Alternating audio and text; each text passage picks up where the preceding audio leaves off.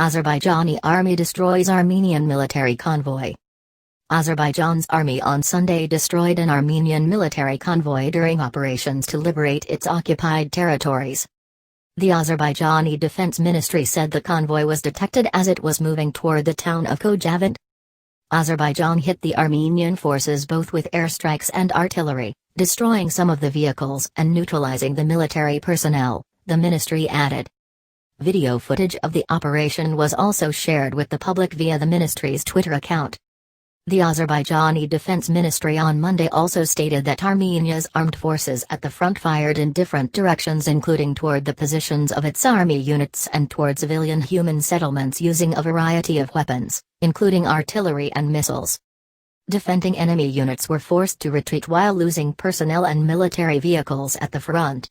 The enemy's weapons, ammunition and food supplies are running out.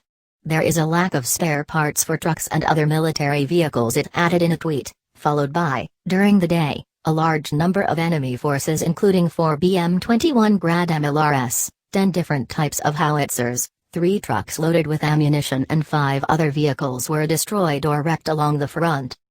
It also stated that starting from 6 a.m. on November 2, Armenian armed forces began shelling the Agdam village and the Agjabadi region. Later in the day, Azerbaijan's President Ilham Aliyev announced that the Azerbaijani army has liberated 8 more villages from the Armenian occupation. Victorious armed forces of Azerbaijan have liberated Cheprand, Haji Izagli and Goshabulag villages of Jabrail, Dirgiltag and Boyukgiltag villages of Zayalan, Ishikli, Morad Kainli and Malanli villages of Kbadli. Long live Azerbaijan's armed forces. Karabakh is Azerbaijan. He wrote on Twitter. Since clashes erupted September 27, Armenia has repeatedly attacked Azerbaijan's civilians and its armed forces, violating 3 humanitarian ceasefires since October 10 in the process. To date, at least 91 innocent people, including 11 children and 27 women, have been killed by Armenian attacks, according to Azerbaijan's chief prosecutor's office.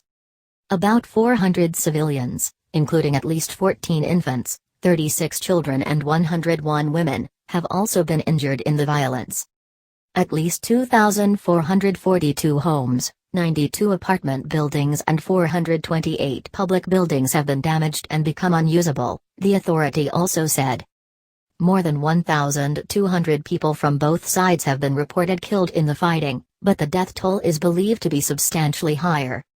Yerevan and Baku once again accused each other of bombing residential areas on Saturday, in defiance of a pact to avoid the deliberate targeting of civilians in and around occupied Nagorno-Karabakh.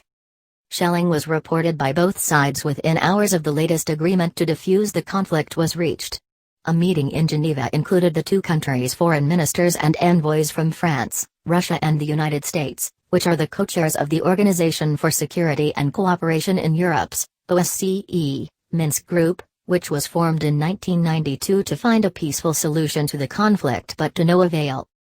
Baku and Yerevan's top diplomats agreed on Friday not to target civilian populations or non-military objects, according to a statement from the Minsk Group after it had mediated hours of discussions. Relations between the 2 former Soviet republics have been tense since 1991 when the Armenian military took control of Nagorno-Karabakh, an internationally recognized territory of Azerbaijan, and 7 adjacent regions.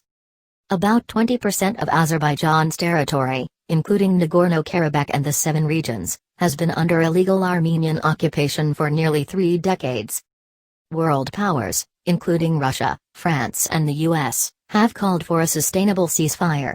Turkey, meanwhile, has supported Baku's right to self-defense and demanded the withdrawal of Armenia's occupying forces.